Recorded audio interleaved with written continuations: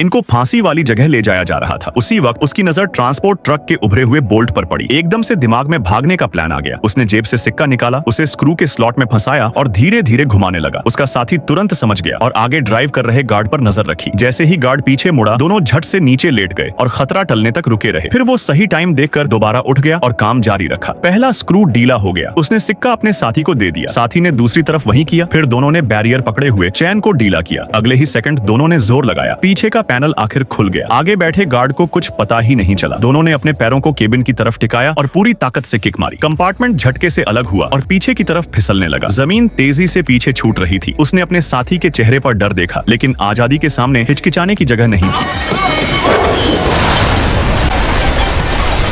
थोड़ी दूरी तक घिसटने के बाद वो उनकी पकड़ से बाहर थे। अब कलाई की हथकड़ी नई परेशानी थी। रुकना मुमकिन नहीं था। गार्ड को पता चलते ही वो वापस मुड़ जाते। सोचने के बाद दोनों ने एक खतरनाक फैसला लिया। उन्होंने भारी कंपार्टमेंट उठाया और रेगिस्तान में चलना शुरू किया। ताकत जल्दी खत्म हो रही थी और कहीं पानी नहीं था। जैसे ही हद पार होने लगी, वो ऊंचाई से नीचे लुढ़क गए। स्पीड बढ़ती गई। कंपार्टमेंट हवा में पलटा खाकर गिरा। किस्मत से वो टूटे फूटे मलबे के पास आ गिरे। वहाँ चुपचाप एक वर्ल्ड वॉर 2 का पुराना जहाज पड़ा था। जमीन पर बिखरे औजार देखकर उसके दिमाग में एक बड़ा आइडिया आया। पुराने सामान और तेज रेगिस्तानी हवा की मदद से उसने टूटे जहाज को जमीन पर चलने वाली मशीन में बदल दिया। बस दिशा सीधी रखनी थी तो वो इस बंजर जगह से निकल सकते थे। लेकिन किस्मत ज्यादा देर साथ नहीं रही। पुलिस को खबर लग गई। ऊपर से हेलीकॉप्टर पास आने लगा। समय नहीं था। दोनों पास की एक सुरंग में घुस गए। जमीन पर गिरते ही वो चौंक गया। ये जगह वर्ल्ड वॉर 2 का पुराना हथियार गोदाम थी। अब उनके पास पीछा करने वालों से डरने की वजह नहीं थी। उन्होंने धूल से ढकी तोप को धीरे धीरे सुरंग के मुहाने तक खिसकाया। उसने रस्सी कसकर बांधी और निशाना लॉक किया। सबसे अहम पल पर उसने फायर कर दिया।